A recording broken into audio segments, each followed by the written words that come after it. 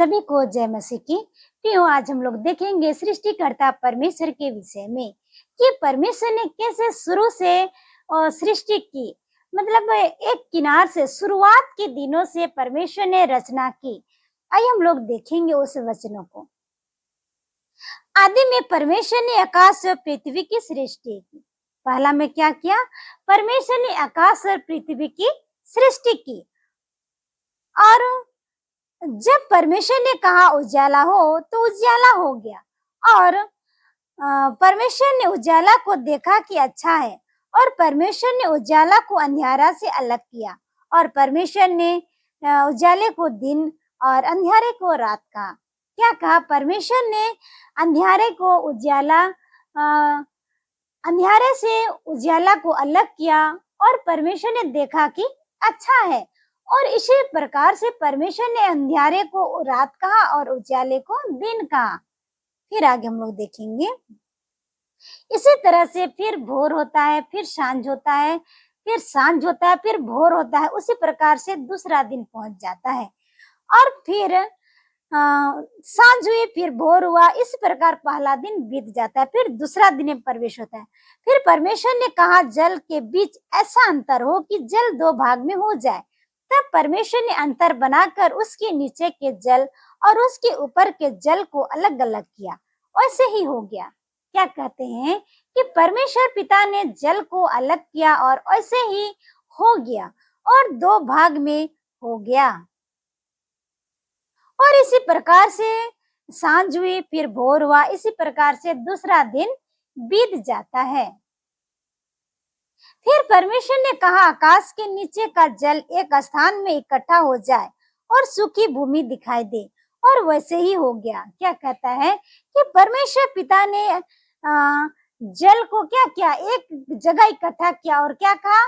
सूखी भूमि दिखाई दे कहा, और वैसे ही हो जाता है। क्यों?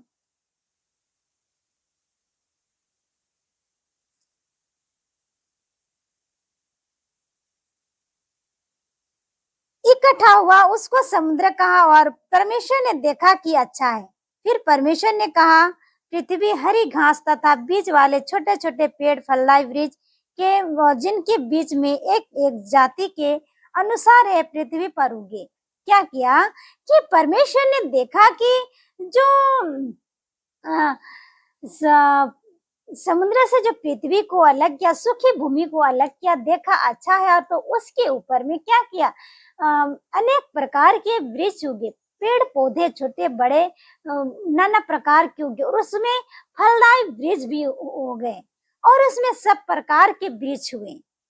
और देखा कि परमेश्वर अच्छा है। फिर इसी प्रकार से पृथ्वी से हरी घास और छोटे छोटे पेड़ जिनमें अपनी अपनी जाति के अनुसार बीज होता है, और फलदायी वृक्ष जिनके बीच एक जाति के अनुसार उन्हें में होती है, उगे। परमेश्वर देखा कि अच्छा है।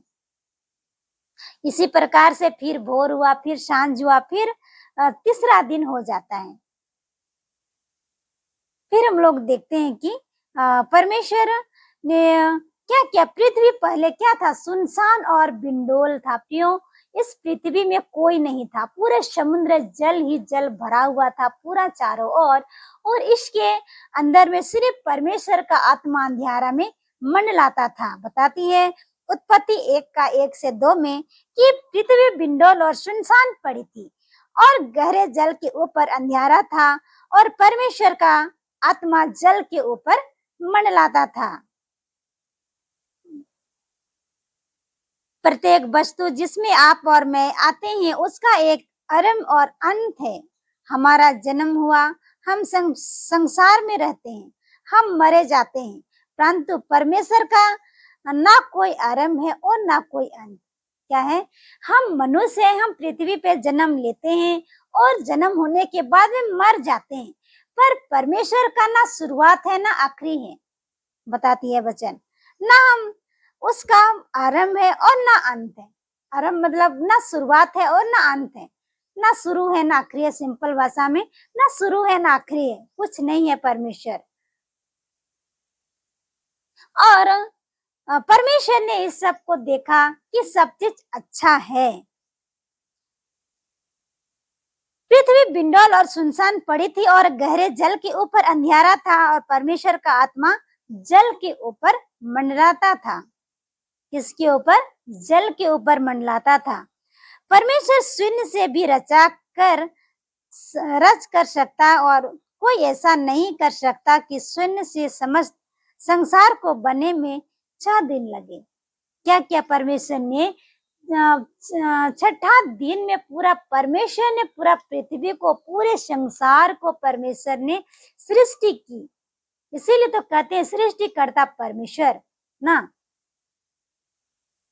परमेश्वर द्वारा बनाए गए संसार के अध्ययन करने में क्या है, हमें बहुत बड़ा लाभ मिलता है। बताती है वचन कि हमको उसका एक एक वचन को वर्णन करने में आनंद होता है, खुशी मिलता है। बताती है और परमेश्वर ने बहुत अद्भुत तरीका से क्यों बनाया, एक एक जीव जंतु को परमेश्वर ने रचा और